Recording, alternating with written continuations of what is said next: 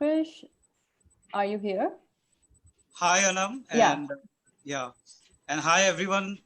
Good. Pranam, Namaste from India. I'm Antriksh Tatia from Chennai, and my background in terms of career and education is into psychology. I'm a life coach and I do therapy for people. And apart from that, on a social level, I lead a Jain organization called Jito. I lead 250 youth members, and I do a lot of, like, we indulge into a lot of youth empowerment, leadership development, and social service. And apart from that, my interest lies in poetry and a lot of research into culture and spirituality. Great, Antkrish. Good to have you, and thank you so much for joining. Oh, thank you so much. I think Antkrish, uh, you had a comment. I have something to add upon. Yes, please go. While British Council in Chennai is facilitating a platform for encouraging dialogues, you would have heard definitely about Human Library. It's a global phenomenon, and so the Human Library Chennai and British Council Chennai co-hosts a lot of human library sessions and programs where it is a space for opening up and talking out, whether we are talking about the country, whether we are talking about poverty and other issues which we are facing and discussing. Not just about poverty, it's also about mental health, prejudices, biases. It can be anything like sexual harassment, LGBTQ, and it can also be cross-cultural, where there are marriages between different families of different backgrounds and religions, and how they are seeing prejudices and how they are also accepting each other with open hands. So British Council is doing a very good job in my city. So I would really appreciate that. And there are many youth-centered organizations. One of them is Indian Youth Cafe. That's how I'm connected with Sehaj as well. There is a youth wing of Rotary International, which is Rotaract. I've been associated with them for 8 long years. They conduct a lot of Raila camps, which are 3-day, 2-night camps, where a religion, where caste, where background is not asked. You must be aware that India is a very culturally diverse country. With every 100 kilometers, the language and the dialect itself changes.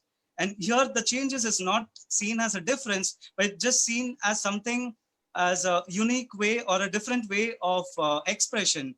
So there is Rotaract, there is Lions, there are a lot of other youth organizations. In fact, Sudhir ji is online. He is chairman of Exnora Global International. So Exnora has been one of the organizations which has done a lot of development way back, like 10 years, 15 years before, which has created a sense of cleanliness. Swachh Bharat is a very, very new initiative, and which has gotten into a global platform, while Exnora was the first organization in Chennai, per se in Tamil Nadu, which has started campaigns of clean city and all of that, and more, and all of them are youth driven. And on personally, I'm currently working with Jito Youth Wing. We have 10,000, 15,000 youth connected on social media throughout India and other parts of the globe as well. Since this is a community-based organization, uh, and the lockdown had come, and for, like, when the crisis arrives, you figure out ways how to deal with it creatively. There has been like more than 2 dozens of webinars and dialogues which are going as we are speaking here. There's a parallel webinar happened which was just like a couple of hours ago. There's so much of voices coming out. I feel since our population is so voluminous and so humongous, we are doing good, but it's not good enough yet. We still have to open up a lot of avenues and reach out to a lot of other places, like say with the advent of TikTok or other social media platforms where you make small short videos and try to express yourself. This has reached more of rural crowd. Now we really got to focus on leveraging social media and leveraging online world, how we can use it for reaching out, like to the grassroots level in their language. So that's something. Exactly. Yeah, that's something. I think I completely understand your point, and I mean, it does feel like if we just the way Sadia commented and the way you commented, that there are spaces and dialogue is happening. But okay, thank you, Anta. Are you there? Would you like to Yeah, take I'm it? here. Would you like to? Yeah. See, this is true that there's only a very small number of population which has internet access, while with advent of Geo 5 and the whole company Geo making internet more accessible to people, Google has set up stations and then eventually it closed down. But then there has been a technological spike. So if you see India 3 years ago, they had like everyone would see how much MB it is getting. So 1 GB or 2 GB would be something which they are gonna use it for whole month. Now there's a indefinite spike in that, and after that, uh, I still feel your question is very valid.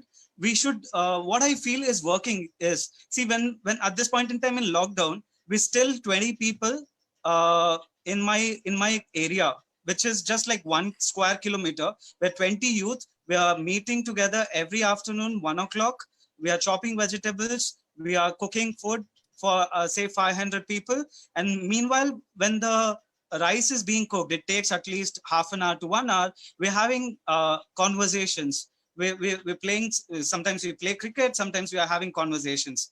But all of that is happening in closed doors with all the respect to the safety precautions. See, what I feel is, see, there was a question just before this also. It's not just about technology, it's also about language and cultural acceptance. So what I would give as an insight is, let us repeat what has been working. There are always gonna come there always gonna be a lot of other challenges we definitely got to address.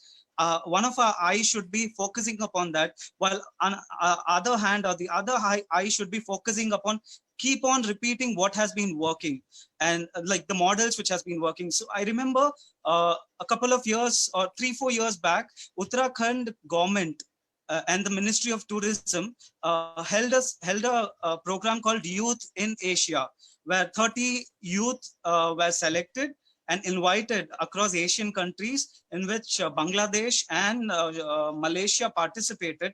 And they went around 10 different cities and villages and towns in 10 different days.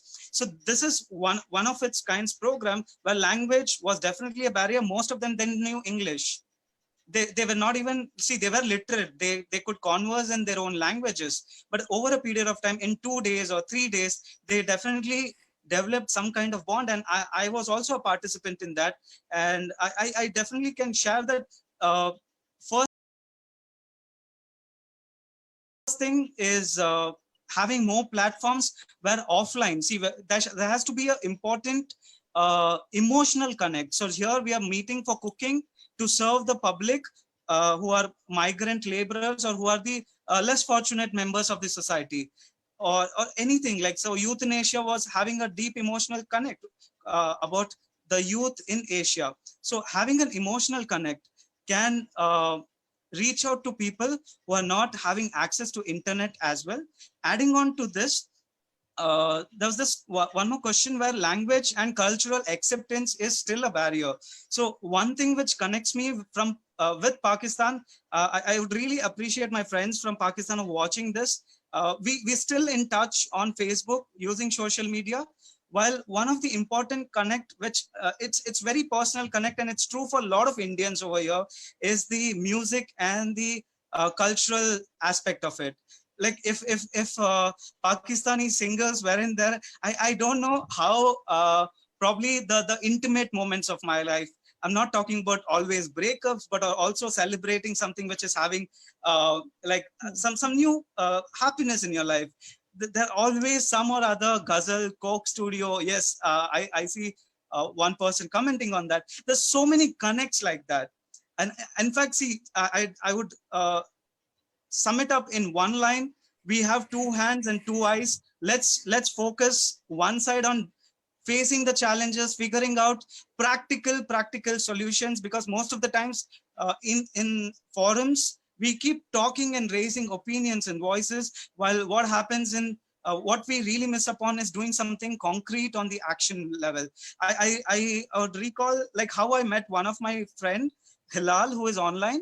There was one Facebook group which was Aao Dosti Kare. And one of my friend tagged, if you want a Pakistani friend, just comment or something. And that's how I got two Pakistani friends, and we're still connected. We're connected for more than 2 years now. So let's figure out solutions which are practical from one of our eyes, and one of our focus be that. The second, focusing my background from psychology, I'm really sure this works. Let us create programs, events, online, offline, anything, but there should be one emotional connect which hooks people on, irrespective of culture, background, and all of that. When emotions meet, all the walls just melt. So thank you. Wow, yeah, that was profound, and I think it sums it all up. And just to add, we'll be having Arib Azhar from Coke Studio for the people who like Coke Studio, and another musician, Shalam Xavier, on a session Add on actually what Antriksh said, Anam, like